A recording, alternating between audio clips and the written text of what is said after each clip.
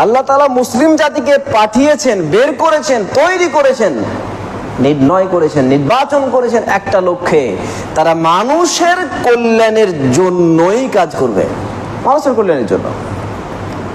আল্লাহ তার জন্য কি বলেছেন, তোমরা শ্রেষ্ঠ জাতি, মানুষের কল্যাণ করবে তার জন্য।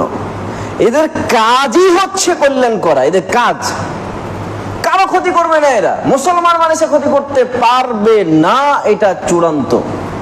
মুসলমান ক্ষতি করতে পারেই না, এটাই চূড়ান্ত। আজকের দিনে আমরা যারা মুসলমান দাবি করি, ক্ষতি করা তো দূরের কথা, এর ক্ষতির বড়বাবু করে দিই আমরা।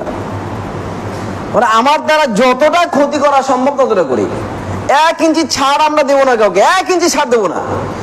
আপনার 1 ইঞ্চি ছাড়ে একটা ছোট্ট কথায় একটা মানুষের অনেক বড় উপকার হতে পারে, কিন্তু আপনি নিয়ত করেছেন আমি ছোট্ট কথাটা বলবো না যে ওকে, আমি আমার দ্বারা উপকার করবো না যে তার, আপনি এই চিন্তা ভাবনা নিয়ে বসেই আছেন, উপকার করবেন না, চিন্তা করে নিয়েছেন আপনি।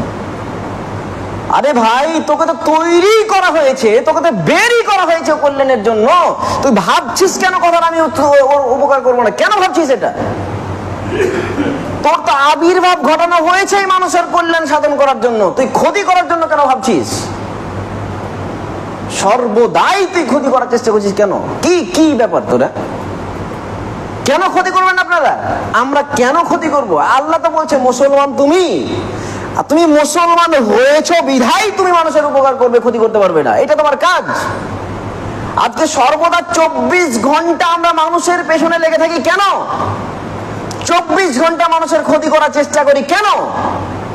24টা মিনিট 24টা সেকেন্ড যদি একটা মানুষের উপকার করার চেষ্টা করি, তা তো ভালো হয়, আমাদের উপকার হবে। তোমাকে যে শুধু মুসলমানেরই লাভ করতে কথা নয়, তুমি হিন্দুরও লাভ করো, অমুসলিমের লাভ করো, তোমার তো সমগ্র মানব জাতি, পৃথিবীতে যত মানুষ আছে সব মানুষের কল্যাণ সাধন করবে, এটা তোমার কাজ, এটা ফরজ, অপরিহার্য তোমার কাজ। এটা কেন করছো?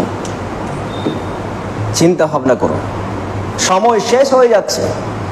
আপনার দ্বারা কল্যাণমূলক কাজ যতটা, আল্লাহ তাআলা বলছেন ইল্লাযিনা আমানু, তারা ক্ষতিগ্রস্ত নয় যারা ঈমান এনেছে, ওয়া আমিলুস সলিহাত, সৎ কর্ম যে করেছে সে ব্যক্তি ক্ষতিগ্রস্ত না।